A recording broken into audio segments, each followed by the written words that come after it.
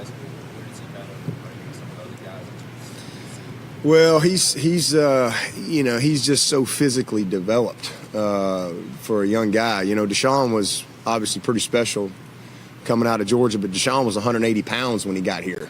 You know, he's 220 now, but this kid's like 210, 12 pounds, 6'6", and so he's just way ahead of Deshaun from a physical standpoint. You know, we'll see where he is mentally and how he transitions and all that once we get here and we start coaching. I don't think that you really know that until you start coaching a guy, but he's been well prepared, well groomed. Man, I mean, he is what they do offensively there, and how he's coached. The structure of their program is tremendous. Coach King does an unbelievable job. So I think that he's got everything that you look for and could possibly want. The game has always not come easy to him, I would say, but he's just been a natural, I would say, from day one. You know, all the way from the 9th grade on. I mean, it's just, and he still works to get better day in and day out. But he's got unbelievable arm talent. That's pretty easy to see when you watch him. But I think he's just a very poised young guy that is a great competitor. And those are some of the things those attributes that we look for at every position. He's been a great leader for his program. He's a very good student. And just a guy that I think knows what he wants and is willing to work for it. So many young players come from pretty near campus, in the scheme of things. What's the benefit of that? What's the strategy of that? Well, I think, we're always going to do well or try to do well in South Carolina, North Carolina, Georgia, Tennessee, Virginia, Alabama, Florida. That's kind of been that's kind of our bread and butter, if you will. That's our but as our brand has grown, people know Clemson all over the country. So, to be able to pick up the phone with 2 weeks in the recruiting process and call Isaiah Simmons in Olathe, Kansas and say, hey, I got a spot come open, had a junior leave. I know you got one visit left. He's getting ready to go to Michigan or Nebraska. And I said, would you want to come visit Clemson? Yeah. Fly out there, sit down with the family, talk to them. They come in on the visit. He comes to Clemson. So I think that speaks to our brand, that we can have situations like that, but we also have guys that reach out to us early in the recruiting process now that want to come see Clemson. So our reach is much, much further than probably it's ever been. But our focus will always be from the inside out, always. So there's just a lot of our location, our geographic location right here off I-85 and Charlotte and Atlanta, and I mean, it's people can get here, and then when people watch us on TV and they see the environment at Clemson, I think these young people, they want to come check it out. And from a Clemson perspective, we know that when someone comes here to visit, most of the time they're going to like Clemson. They may not come, they may go somewhere else, but they're still going to like Clemson, and so. That's the best part of our recruiting process, is just getting them on campus. What's the process to compare the personality of your offensive line as maybe the D-line, and how that dynamic works? Obviously they have different skill sets, different type of athletes, but I think they're more similar in that both units have incredible cohesion.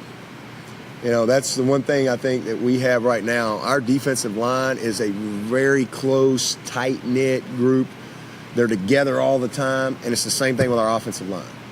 It's just they call themselves the Union. Robbie does a great job, but they're just a very close group. And, they're wired differently. You got to be wired a little differently to be an offensive lineman or a defensive lineman. So that there's a difference in and I think the mindset that you have to play each position, but the chemistry, the cohesion that you have to have, I think is exactly the same. But at the end of the day, the physicality is where it starts, and that's what we have on both sides of the line. What's the process like for recruiting a preferred walk-on kind of way for all guys? And how's it different from when you walk on Alabama? Shoot. Well, there's different levels of walk-ons.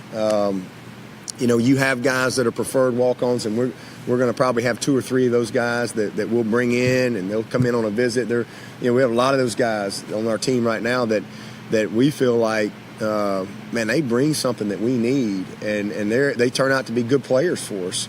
Hunter was a guy that, we recruited all the way, but we were up front all the way, and that, hey, we're not going to have a scholarship for you, but really think that if you'll come in here, we're going to redshirt you, we're going to try to develop you. We think you got a chance to develop into a good player. And so we have those type of guys. We're probably going to have, he's probably going to have to turn down a small. We've probably got 4 walk-on wideouts right now that all had scholarship offers, several scholarship offers out of high school at lower levels, that all turned that down to come here. And those guys are, man, they're good players. And so that those are the type of guys that, they've got something inside them that usually will shine through, and those guys will find a way to make it on your team and make you better. And we've had a bunch of them like that. You can go all the way back to Philip Price, our starting left tackle on that first ACC championship team. Just a walk-on tight end that I recruited out of Dillon Christian Academy. I'm like, you know what, this kid, and if you just put the work in it. So you have that type of guy, and then you have others that reach out to us that maybe, hey, we might have a spot if you can get into school, and we'll see how it goes. And then we have tryouts. We do tryouts twice a year. And Hugel was a tryout guy. Our snappers were tryout guys. Outside of Austin, we recruited in here, but Phibbs was a tryout guy. Hey, we like you. We've had a bunch of those guys that have, Teasdall was a tryout guy. So there's lots of different opportunities, and then you have the crawl-on guys like me. You have walk-ons and you have crawl-ons, and that's guys like Costa, okay? He's just last man in, and I was a guy. They didn't recruit me to walk on. I begged them to let me give it a shot, and they made me go through a process, and they'd put you in jail nowadays if we ran it like they did. But just kind of had to go earn the opportunity. So there's a lot of layers to that, and then for me, that's something I pay close attention to, because everybody matters and every spot is critical, and how you pull it all together, I think, is very important to the chemistry of your team. What does it say about Hunter? His best games of his career are the biggest stages against the best of them. He's a baller.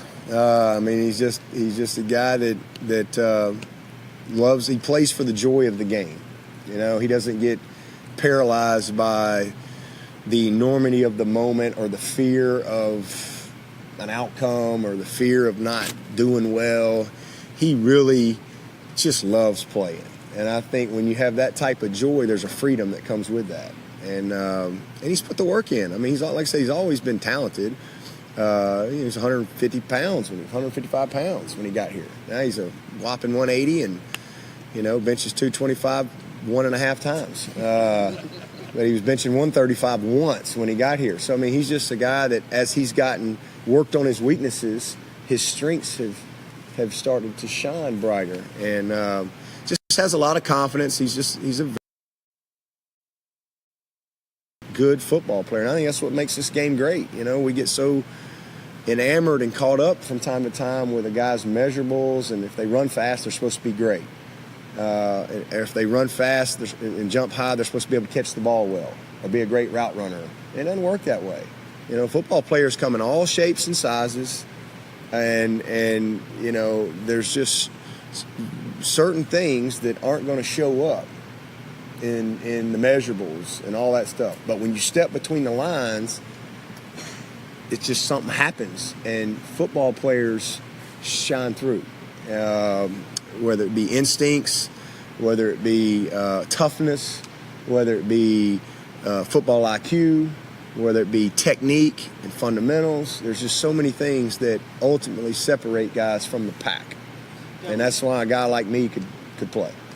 In your mind, if you win a second title, do you think it would sort of change this era of college football? This has sort of been the Alabama decade in a lot of ways. Or do you think you guys have already sort of done that? I mean, maybe ask me. Maybe if we can win it, you ask me that question. Maybe I'll think about it then. I just don't really sit around and think about it. I can tell you this: we don't have to go win the national championship this year for me to think anything different about our program. I mean, I don't care what happens in the Superdome. Good, bad, great, nothing is going to change where we are as a program or where we're going. Nothing. So, I mean, we'll go win the game. We'll go win another national championship. But I just don't define who we are, where we're going by that. Other people may, and all that, and it's a good storyline. But I just don't think that way. I just stay focused on what matters to me, and that is the relationships that we have here. How we do things. And, you'll win some games, you'll lose some games, but how we do things, the type of young men that we produce, the amount of graduates that we have, the experience that they have here, that's what I stay focused on. And I just think that keep the main thing, you have a chance to stay grounded. Otherwise, all of a sudden that becomes the drive. And that has never been, winning the national championship has never been the driving force, ever. It's just a byproduct of what can happen. And so hopefully we'll get it again. And if it doesn't work out this year, we'll have another swing at it. Was it easier for this team to sort of make that transition just because it was so different than last year? I mean, it's two totally different. Yeah, oh yeah, I think so. I think the one thing that last year did, just where we were in our journey after 8 years, was just kind of validation. Because our guys truly believed and they thought they were good enough. I think they know they are. And they don't need to win the game to know that they are. They know that they're good enough. They could lose the game. It's not going to change anything the way anybody thinks around here. We're playing Alabama. I mean, I know they're the 4 seed, and this is supposed to be the easy draw, right? But we're playing Alabama. And when you play Alabama, there's a good chance you get beat. That's life. But if you get beat, you get beat. You had a great year. You move on to the next year. You start over, and man, let's go do it again. It was a blast. It was so much fun. But man, we're going to do everything we can to win these 4 quarters so that we have a chance to go play another one and have one more pregame meal, one more little week together. But we'll see what happens. But I just nothing is going to change, how our guys think. When come February, we're going right back to work. And March 1, we're going to be in spring ball. And this summer, we're going to be grinding. And next year, we're opening up with Furman, I think. And then we're going to Texas A&M. And I can't wait. So, I mean, it's just got a bunch of guys, new guys coming in here. I'm excited about that. There's so much to look forward to. So I don't really need any of that. I think we're way past all of that. I mean, we won 61 games in 5 years. I'm not trying to prove anything to anybody. I think that we've proven at Clemson that there's nothing that we can't do, on or off the field. And, so now it's just about just day in and day out, just staying focused on trying to be the best we can be.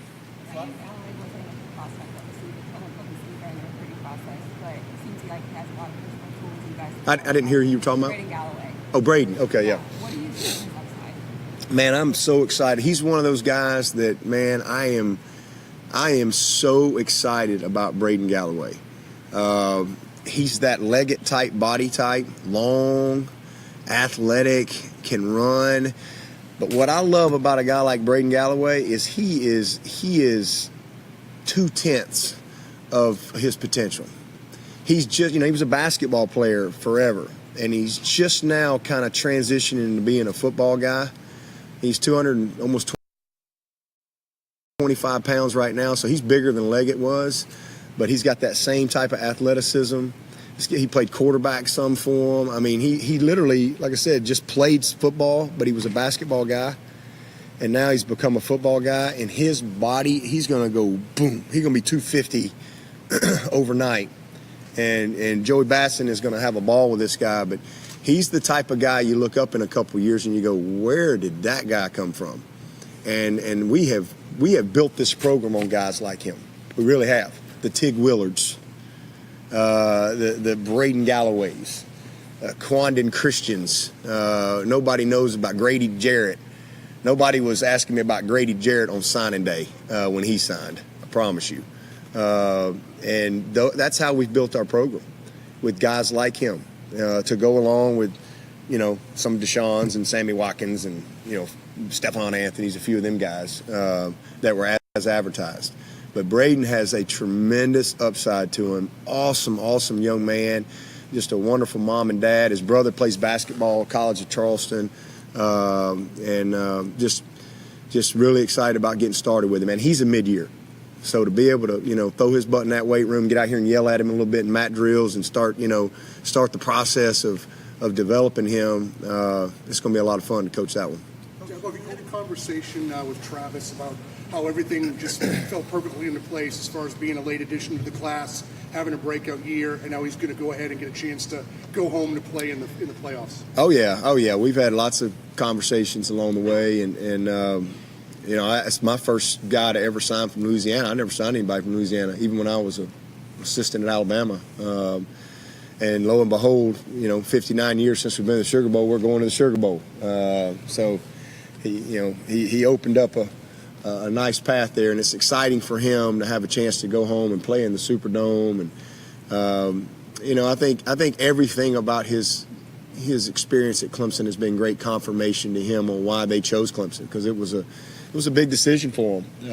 Obviously, to leave home, Baton Rouge right down the road, and he had committed early to Texas A&M, and then kind of opened it back up. And we weren't recruiting running backs, and we had a little change and had to get back to recruiting running backs, and he flew out there and had a great initial visit with his family. They drove all the way came to be here to check it out and loved it. And it was a long way for him to come, but I always tell these guys, better to go a little further to the right place than maybe closer and not necessarily be everything that you're looking for. And so he took a leap of faith to come to Clemson, and I think he's certainly very happy with that decision, and I know we are. I mean, he's got a bright future. I mean, here's a guy that just came in here and quietly broke C.J. Spiller's touchdown record, one of the greatest we've ever had here. So I think he's off to a great start. How do you handle a situation where you play a team like Alabama 3 times in a row? Do you address that when you're preparing your team mentally, physically, or do you just say it's the next game on the schedule? Oh, I mean, it's just the next game, and that you're gonna play this game, and you're gonna play somebody. You get ready for the opponent, but I don't really have to say much about Alabama. I mean, they know. I mean, everybody knows what the type of mindset you got to have to play these guys. You got to earn every 6 inches of grass that you get against Alabama. You earn. They don't give you anything, and so. They just don't make many mistakes. They're usually where they're supposed to be, and you have to just scratch and claw for every patch of grass out there, and that's what we've had to do. So there's a mindset that I think you have to have a chance to compete with Alabama, and our guys have that because they've got the experience to draw on. They know what it takes. That doesn't make it easy, but it certainly it helps when you know what you're getting into. Going back to recruiting, a couple weeks ago, there was a tweet of you guys doing an in-home visit with your staff on the beach. What's your best recruiting story for 2017? Man, I hadn't really had a chance to think about it. My mind's been so wide open, so many different directions as far as a recruiting story. But that was a great day. We were down there at IMG and had a chance to go with Mike Jones and his family over to a little. I think we were at Anna Maria Island. I think that's where we were, but. Just a little restaurant. It was pretty cool. And then 2 hours later, I'm in the snow and got sick as a result. But anyway, a lot of good stories. But I had to really kind of sit down and clear my head and think about the best one for this group. How much is the early signing period, when you're in your experience with recruits, kind of change some of the decisiveness? Whereas a guy who might not have wanted to sign early might sign early just because he knows his spot might not be there. Well, I think that I think there's a couple ways to look at it. First of all, guys that are committed and have been committed that don't sign with you in December, well, as a coach, you better realize they ain't committed. So I think that part of it's good.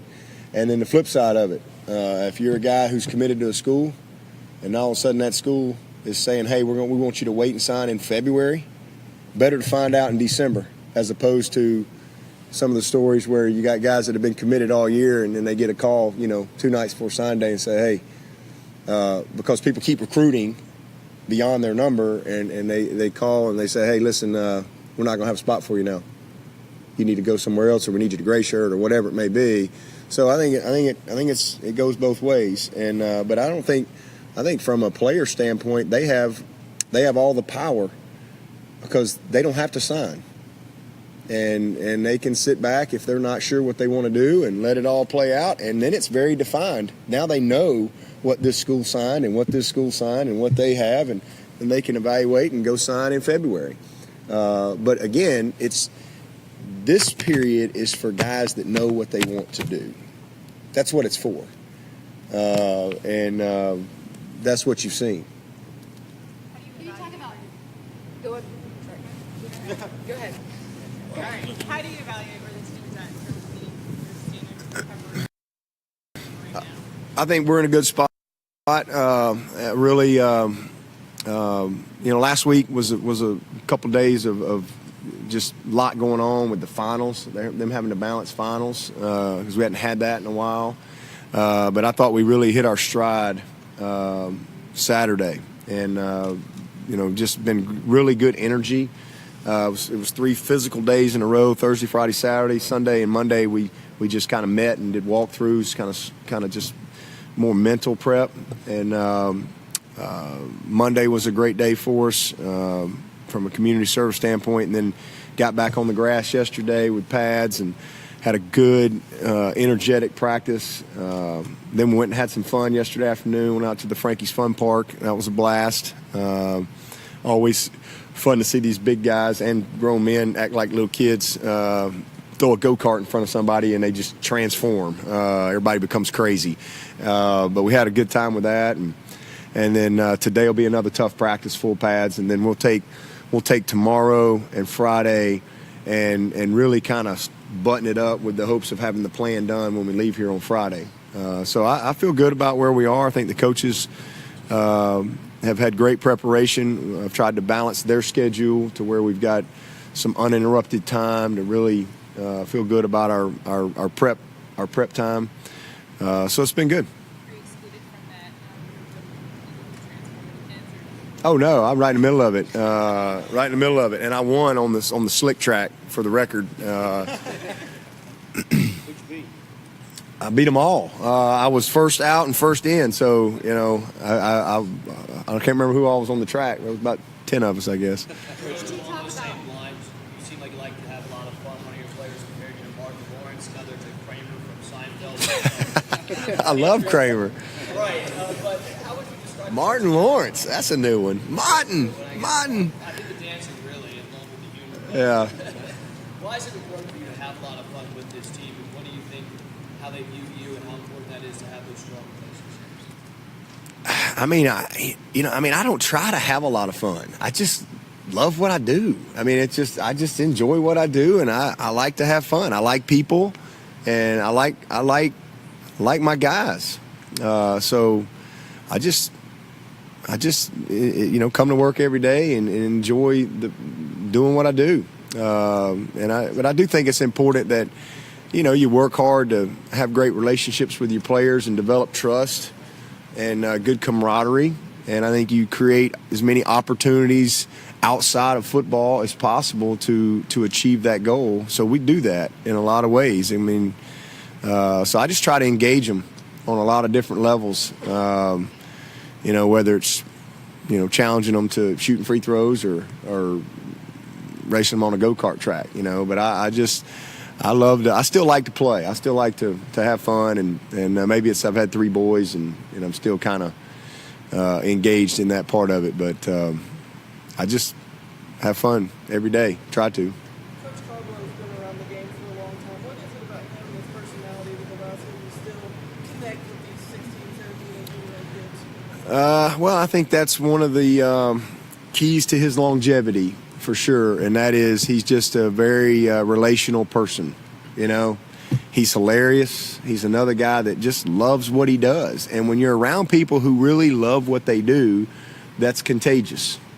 And he loves coaching the OL, loves it, and he loves the guys who choose to play OL. And, I think that he's got a great energy.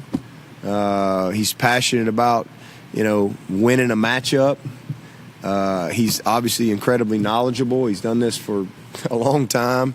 But at the end of the day, I think that he looks at them as his sons.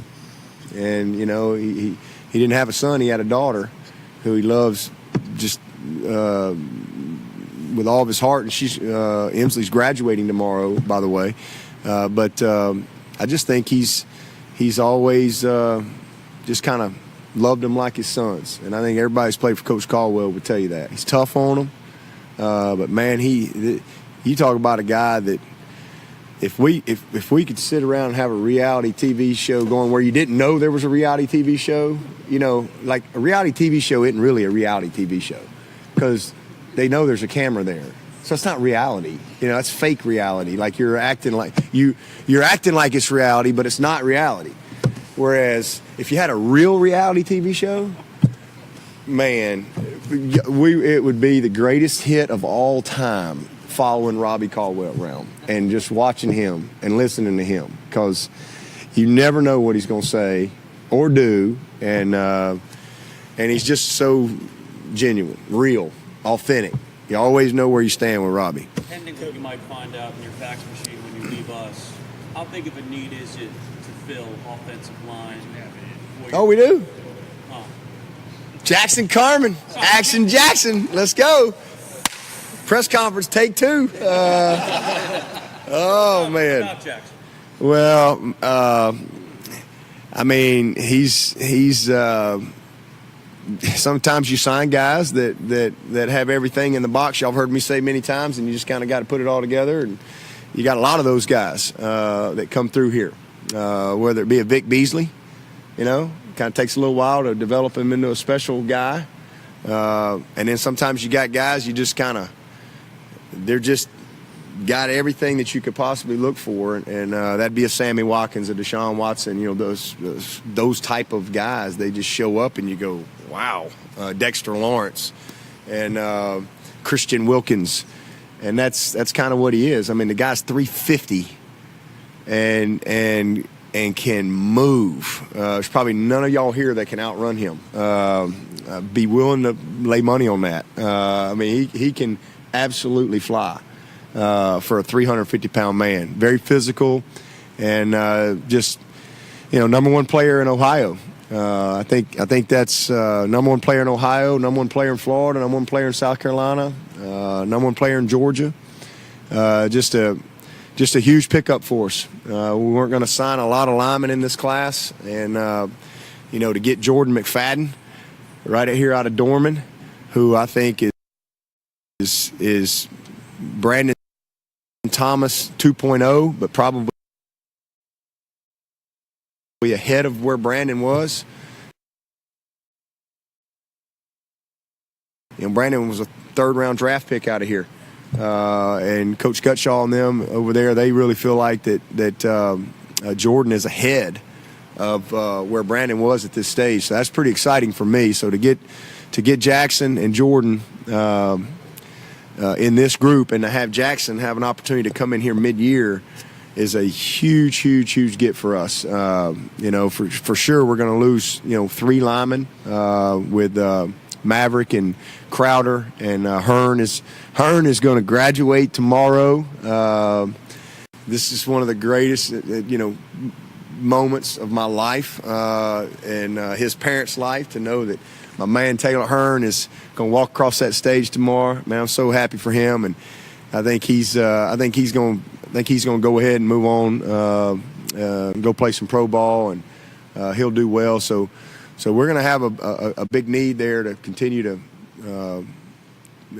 have the right type of offensive line.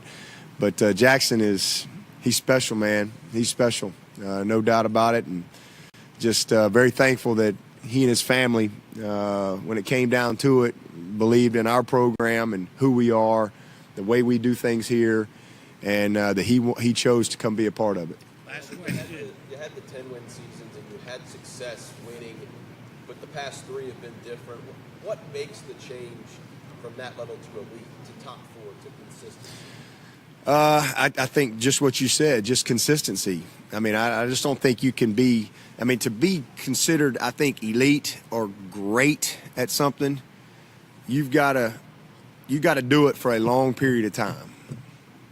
You know, I just think that's just what it takes. If you think about any athlete, what a coach or a program or pro team or whatever, I think for anybody to really be considered great at something, you've got to have longevity and consistency. And I think that, you know, that's what we've had. That's really what we've set out to do. I mean, that's from day one. I mean, we've won. This is our 9th year, so we had one 9-win season. We've had, I guess, 7, 10+ win seasons, and we had the 1 6-win season. So, I mean, we've just been incredibly consistent, and I think that's the mark of a great program. So, I think we've separated ourselves in that. We've earned that. That doesn't mean we're not going to have an 8-4 year somewhere down the road. But our program is in place, and it's set up to sustain consistency, because that's been our focus, is to build a great program. We've never focused on them having a great team. We've always focused on having a great program and making decisions with vision in mind and down the road in mind, and not taking shortcuts. And that's just how we've always done it. So I think what's changed is just the fact that we have just done it over and over and over and over and over. And obviously we've won a lot of big games along the way. But, you know, getting into the playoff, that just takes you to the next level. And then winning the national championship, because now, you know, they can't say, well, you've been very consistent, but you can't win the national championship. Well, yeah, we can. And not only did we win it, but we beat Alabama to do it. So you've just kind of checked all the boxes, and so everybody can just kind of take a deep breath and realize that we have a great program here, and we're not going away. It's not going to change. I don't care what coach leaves, what player leaves. You know, Clemson is built to last, and I'm just excited to be a part of it, and I know we got a lot of great moments in front of us. Got to get him to the graduation brunch. Thank you, Coach. All right, thank you.